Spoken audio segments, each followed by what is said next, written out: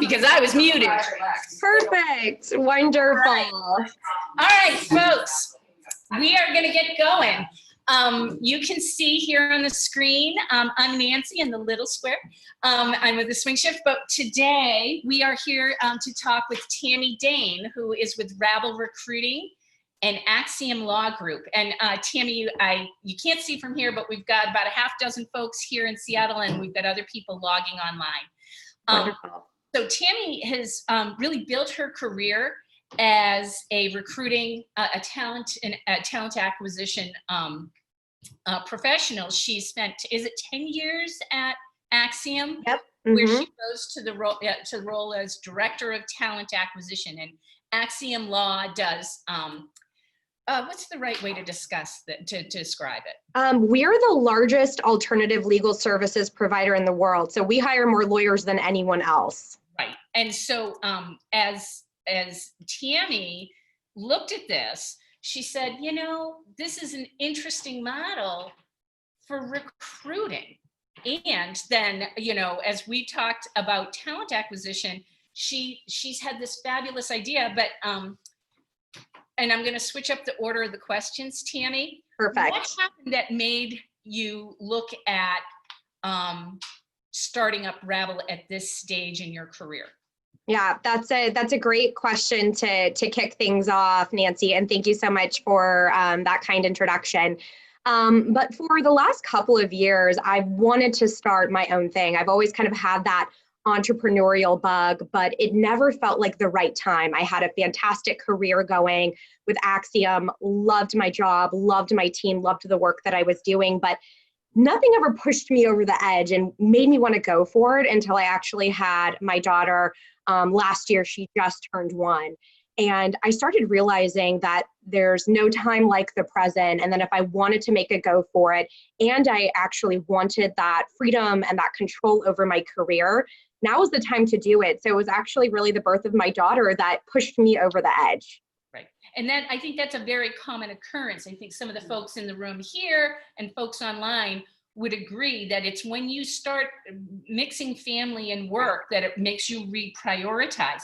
You are in an interesting position where you've retained your previous work as you start your new one. How did you manage that? Yeah, that's a great question. I was really fortunate that I'd been with Axiom for a long time. I was managing a team of 19 recruiters and sourcers, and I had a lot of institutional knowledge that my boss and my team found very valuable.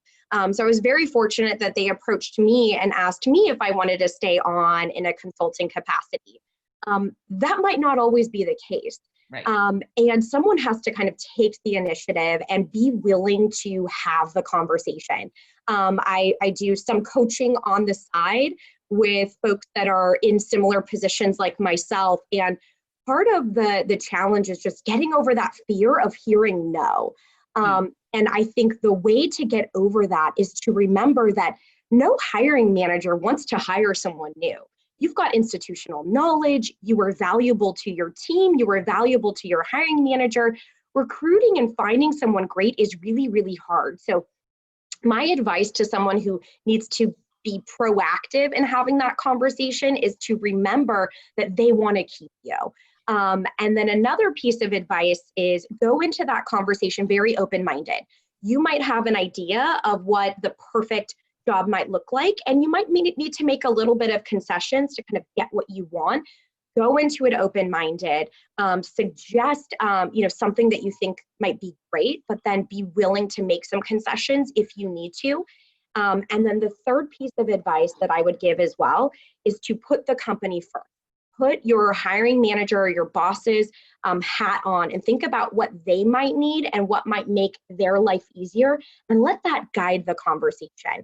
If you do that, I promise you 9 times out of 10, your question and your idea will land on happy ears. I think that you're hitting on a couple of key things, particularly for people who are returning after breaks or are looking to switch. We hear a lot about people saying, and we talked about this ahead of time, that you want to go, well, I want to talk about what I've been doing. And I think that saying, oh no, think about it from the company's perspective. And what does that hiring manager want from me? Well, they want to put you in the job.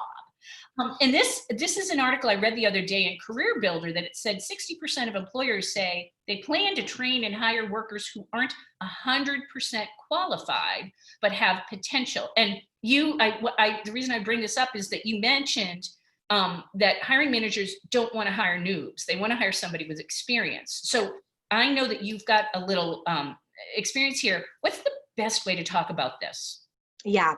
So if you are reaching for a role, trying to attain that next level position that you might not be entirely qualified for, or maybe you've taken a break in your industry, and so there might be some skills that you're lacking and others that you might need to attain or grow in professionally.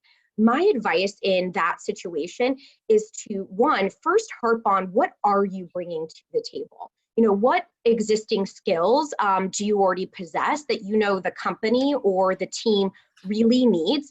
Harp on that first, and then harp on your plan to upskill in the skill set or the industry that you might not be very familiar with. It's okay to not go into an interview with all of the answers either. And then to say, after you've kind of shared those two streams of thought, I am open to training. I am open to feedback. And then to share in that same breath a little bit of your own kind of proactive plan to already get there is magic. It really is in an interview, because you're seeing passion as the recruiter, as the hiring manager. They want to see passion. They want to see that somebody's open to taking feedback, that they're coachable. That is just magic in a candidate. Yeah. And speaking of interview, and I know I had, in spirit of full disclosure, I gave Tammy a few questions in advance so she could think about this. How important is interview prep? People talk about it, but sometimes I think it gets glossed over. What do you suggest if people haven't been on an interview in a while? We have a couple of folks in the room who are interviewing after, because they've been working at one job for a long time, right? And now they're going for a new job, but they haven't been in a formal interview for a while. Like, are there latest trends in interviews right now? Yes, absolutely. So the first one I would bring up is this trend or this method for interviewing called behavioral event interviewing. The key behind behavioral event interviewing, and it's something that I exercise as a recruiter when I'm meeting candidates, is to find out what a candidate has done in the past, how they've reacted and performed in the past, because that is the greatest predictor of future behavior. Okay. So if you know this is magic. Again, I'm going to use that word a lot, because if you know that this is what a hiring manager or recruiter is looking for, you can hit that question nail on the head. Hey, Tammy, can you repeat that? Because I think somebody missed there was a glitch. So yeah, absolutely. So it's called behavioral event interviewing. In a nutshell, it is a hiring manager or a recruiter trying to find out how you've reacted or performed in the past. And that is going to be the greatest predictor of how you are going to perform in the future. Okay, so this is key. When you are answering a question by a recruiter or hiring manager, they want to hear a story, typically a brief one. People have very short attention. So you need to get very good at telling a brief, concise, but meaty and rich story about a project that you ran, a problem that you solved. The goal to answer these questions great is to give a headline. Here was the issue. My boss came to me and asked me to put a proposal together for 2020 planning and how I was going to spend the marketing budget. I did research to determine how I was going to spend that money. I talked to other leaders in the marketing field. I worked with members of my team to collect feedback, and I ultimately delivered in under time a great marketing plan for 2020. So you just told a story, and the recruiter or hiring manager now knows if they give you a project, they are going to get somebody who's collaborative, who meets deadlines, who's eager to please and work hard for their company. And that's kind of how you want to address those behavioral event interviewing types of questions. Right. The second point I would make about interview prep, and I would say hands down, this is the biggest mistake that I see candidates making over and over again in the interviewing process is not doing enough interview prep about the company that they are interviewing for. It's the most basic of the interview prep kind of book 101, and still candidates aren't doing it right. If you can remember this, every time you're answering a question, try and bring it back to how you are going to add value to that company, which means you need to know, is this company public, private? Have they entered into any new partnerships? What are their collaborations that they're doing? Did you read the Glassdoor reviews? Did you read recent press? Did you do an informational interview with somebody who's on the team that you're trying to interview with?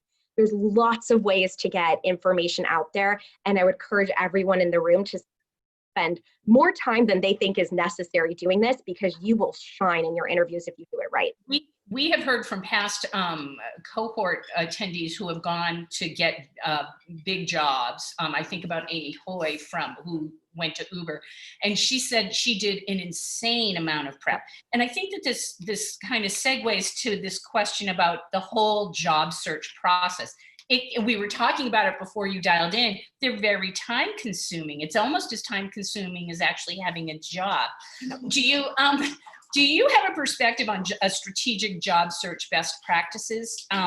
Taking into account maybe a pause or a switch, does it differ if your focus is if you're after more money versus a bigger title versus more interesting or more meaningful work?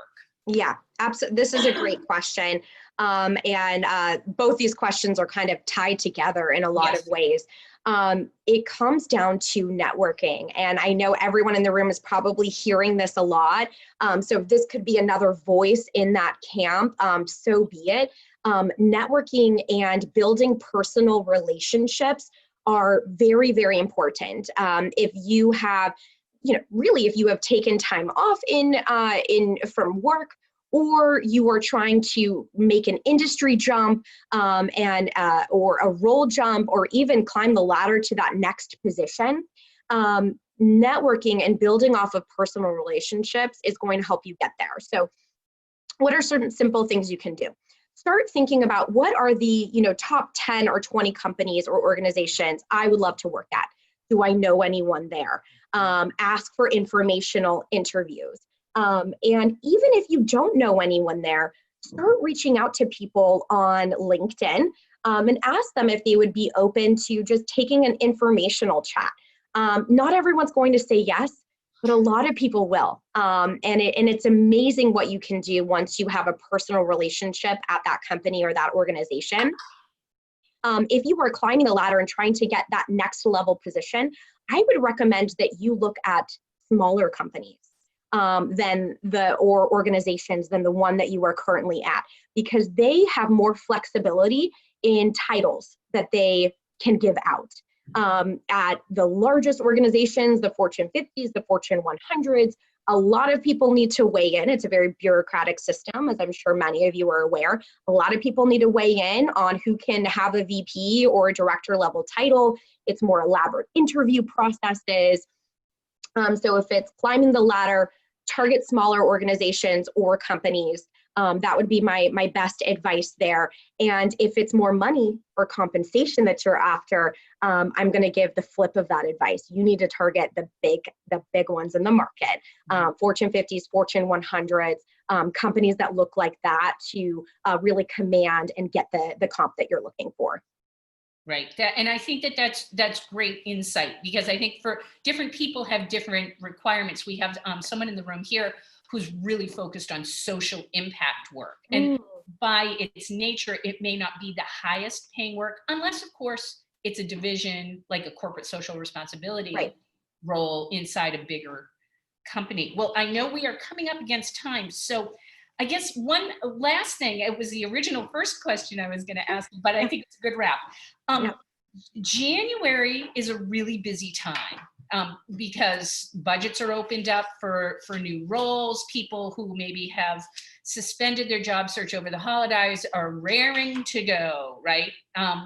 what stands out to you as bringing candidates above the pack, particularly in a time where there's a lot of activity going on, right? There's new roles, but there's a lot of people looking for them. So what you've done this your entire career, you're building a brand new company about that. And I'd like you to talk a little bit about what you're doing with Rabble too. But what makes people stand above the pack? Yeah. Great question. And it's the classic most important one, right? If you're submitting your resume into that black box of an ATS, you want your resume to stand out in the pack. So the first thing that I'm going to say about that is customize your resume. It might seem really difficult and challenging to put this on your plate because it takes a lot of work. But if you have a company, an organization, or a role that you were really, really excited about, you should almost be submitting an individualized resume to that role and that organization that has on your resume the exact words that's on the job description, so that you're making it easy for the recruiter to see, oh, she's got everything that I'm looking for, or she's got 8 of the 10 things that I'm looking for. If it's, that social responsibility, role that we just talked about, you've got a summary that's tailored to that exact role. That's going to make your resume stand out. So customizing your resume for the role, the company, and then of course, some of the most basic items are very important. Make sure you've got a really fresh, kind of modern, contemporary looking resume. It's okay to have a little bit of color. Of course, this is, very industry specific. If you're in marketing, your resume is going to look one way. It's going to have all the bells and whistles. And then if you're in a more traditional industry like legal, it's going to look a little bit different as well. So make sure you're, working with folks like, just Nancy and Sarah at the Swing Shift, get a second set of eyes to see if your resume is really hitting the nail on the head in terms of what it needs to look like to just stand out visually as well. Got it. So tell me in the last couple of minutes, and then maybe we can take a couple of questions, talk about Rabble Recruiting, because I think this is a super interesting model. Oh, thanks so much. Yeah, and I'm very excited to get this message out there. I really want to redefine the way that recruiting is done. And what I'm doing with Rabble is providing on-demand recruiters that can plug in in-house teams for months at a time. There were so many times when I was the director of talent acquisition at Axiom, where I just needed to bring on a recruiter for 3 months or 6 months during a period of peak growth to help my team, to relieve the pressure, help them hit their goals. And I didn't find a solution like that in the market that provided talented recruiters on demand. It just doesn't exist. Also, leave coverages. There was never a temporary support solution or a staffing support solution that could deliver to me the qualified and capable talent that I wanted. So that's what really propelled me to realize there's a market for this. And lastly, I'm a recruiter. I knew that most of the work that I could do could be done at home remotely. And I wanted to create, especially as a new mom, I wanted to create an organization that would enable recruiters to do all of their work from the comfort of their home. So our model is entirely remote.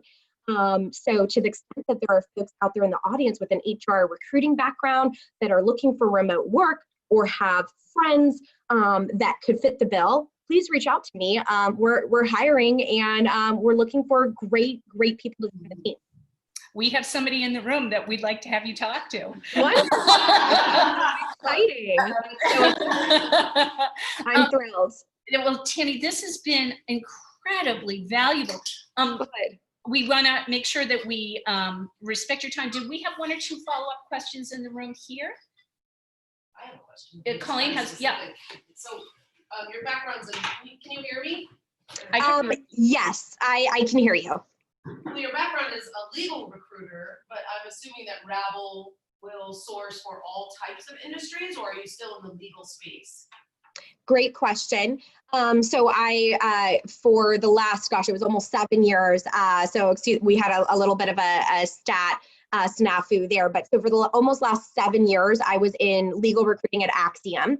And then before that, I was in higher education recruiting, so doing a very different type of recruiting. So Rabble will not be dedicated just to the legal industry. What I'm doing is recruiting recruiters, which is a lot of fun, as you can imagine, because we're because they know all your tricks. yeah, it's a very fun thing to interview recruiters and bring them on. So my goal is to recruit recruiters across a range of industries, from tech to legal to life sciences. And I've got a bench that touches almost every sector now, so that I can match those recruiters with fantastic in-house positions.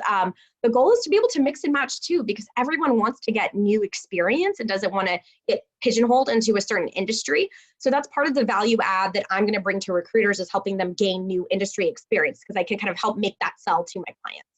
Great. And then that, I think we are pretty much at, oops, I'm putting things up here. I think we're pretty much at time. Thank you so much for your time and expertise. Tammy has an insight post up on our blog, and we really appreciate you taking the time to talk with us today. Absolutely, this was great. And to the extent that other folks in the audience have questions, or they want some help or advice from a recruiter, feel free to reach out to me on LinkedIn. I'm around. Thanks for having me. Thanks, Tammy. Bye. All right, take care.